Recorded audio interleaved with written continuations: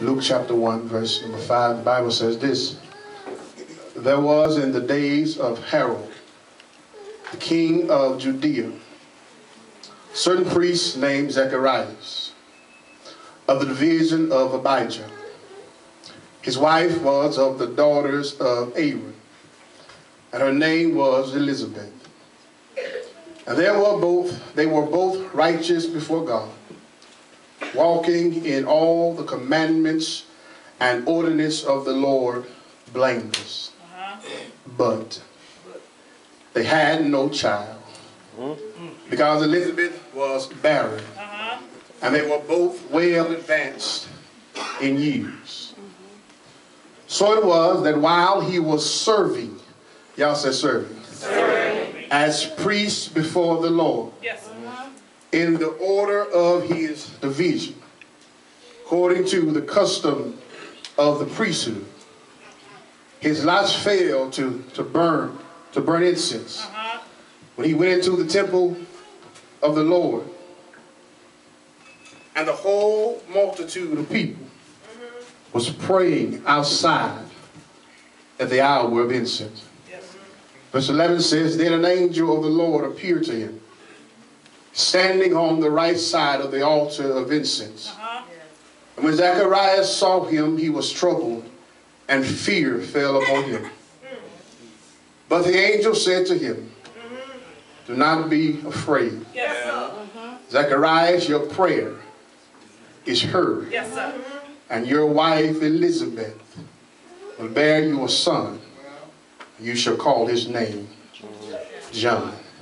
God bless you. May be seated in the presence of the Lord. I suppose it was the suffering servant who said it best. That man who is born of a woman is few days and full of trouble. It seems like in life that the amount of trouble we have seems sometimes to outnumber the good that we have. It seems sometimes in life that we have more bad days than good days.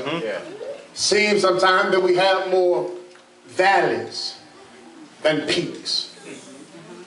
And I suppose sometimes that even though we have more, or seeming to have more bad days, when we do have that one good day, that one good day outweighs my bad days. It's just like a woman who is pregnant with a child.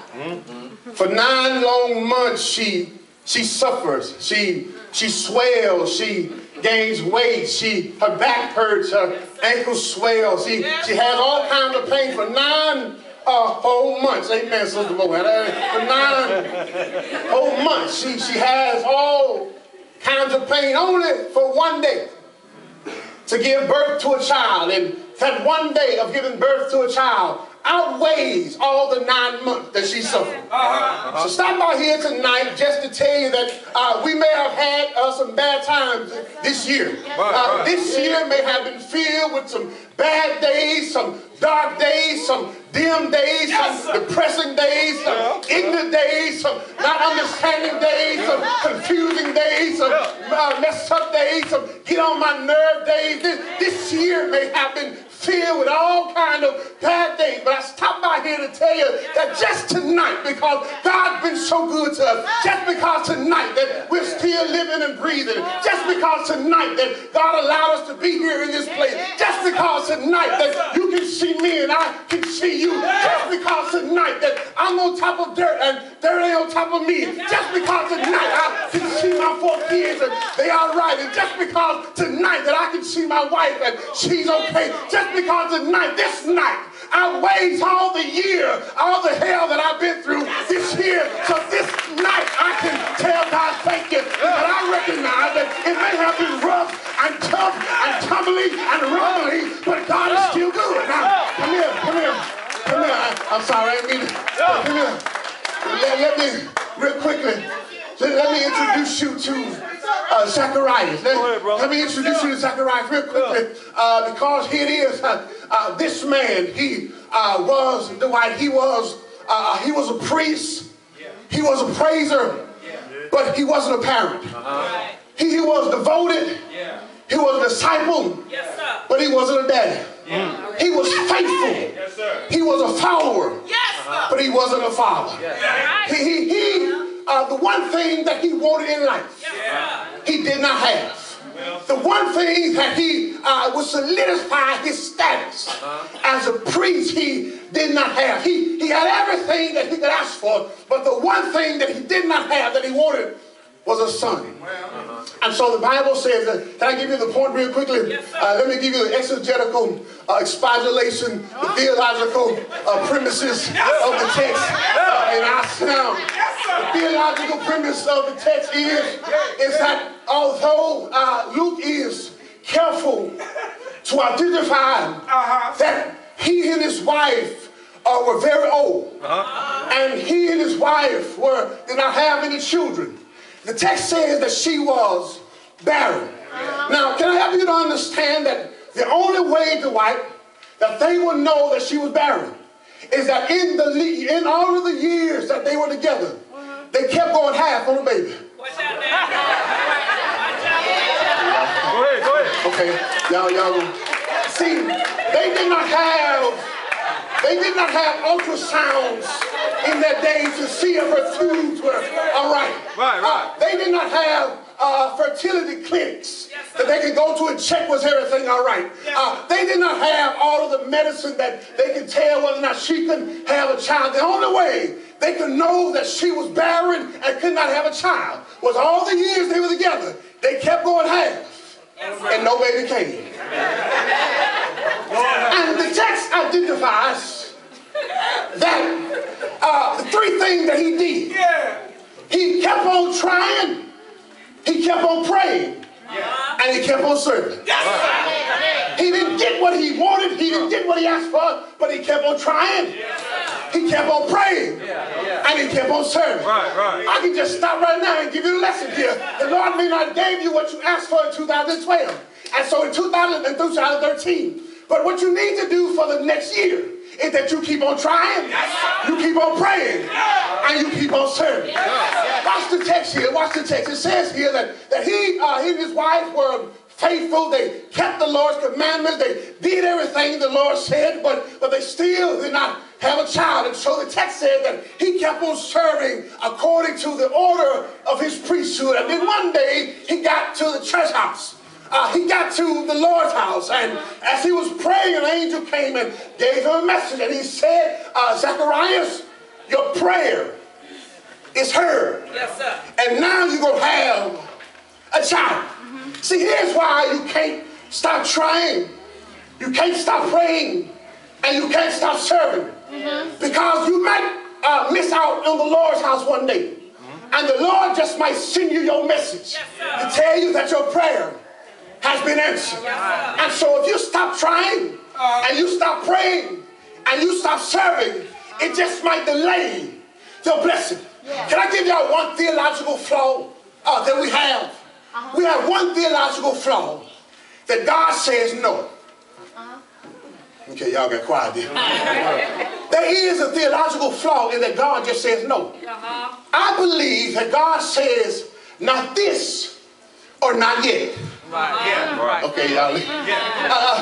It's too much Bible that said, Jesus said, ask and you'll get it. There's too much Bible that Paul said, pray without ceasing. There's too much Bible said, never yield to pray. There's too much Bible that says, be anxious for nothing, but in all things by prayer and supplication with thanksgiving, let your request be made known unto God. There's too much Bible that says, now unto him that is able to do all things but exceedingly abundantly above all that we ask or think. There is too much Bible that says that whatsoever we ask, we receive of him because we keep his commandments and do those things that are pleasing in his sight. That's too much Bible.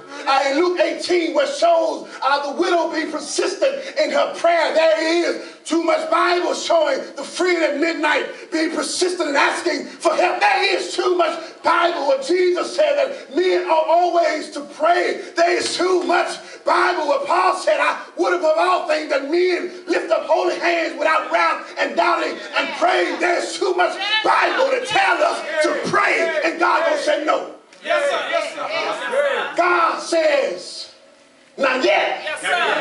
Not that. Yeah. Come on, y'all. So he did not say to Zacharias, not no. He said, not yet. And no matter how long he took, God just said, not yet. And I wondered, Jimmy, why would Zacharias keep on praying? When he was old and his wife was old, why would they keep on trying? And why would they keep on saying, well, he might read another story about another senior citizen whose wife was barren and whose wife who couldn't have a child. He may have read a story about a man named Abraham who was 100 years old, but God still gave him a son after he was asking for a son all these years. God didn't say no. He just said, not yet. And so when Abraham, watch this, can I calm down, y'all? I'm almost cut this off because it's good. God then, Zechariah did like we do. He got nervous when the answer came, and he started tripping, and the angel said, okay, you ain't gonna say a word until this thing come to pass. So watch this, y'all. He left church speechless. And the text says that he kept, while he was speechless, he stayed there until his days were filled in his service. Then he went home, and then she conceived. But he couldn't say nothing. But she conceived. He went home, he left home talking. He came home speechless, but she conceived. Okay. I wish the kids would have heard, amen. This is how I know they kept on trying. Because he went home and couldn't say nothing. But they knew what to do. And so amen. Y'all forgive me, y'all. I need prayer. Amen. And Jimmy, and here's your shout. Here's your shout. He said, the angel said that you will never talk again until you see these things come to pass. Yes, sir. Yes, sir. Now in verse 64, Bible says then that when John was born, everybody said that we're going to call him after his father's name. And John took a tablet and wrote down all his name, going to be John. And when he wrote down John, the Bible said that God opened his mouth and loosed his tongue. And the first thing he did not say, oh, I got a son. He did not say, look at y'all, I still got it. He did not try to brag and talk about himself. But the text said that when his mouth was open, the first thing he did was praise God. Which means here that he understood what a not yet praise means. He understood what it means that God may not have said no, but he just said not yet. And so when God delivers to me what I've been asking for all these years, I ain't got time to play. I ain't got time for nothing else. I ain't got time to talk. All I got time to do is tell God thank you. Is there anybody in here that got a not yet praise? You were praying for something in 2012 and you didn't get it in 2013. God didn't say no. He just said not yet. Anybody that got a not yet praise about your health, a not yet praise about your money, a not yet praise about your marriage, a not yet praise about your children, a not yet praise about the church. I got a not yet praise because I recognize that God ain't said no. He just said not yet. Say what you're doing, Pastor.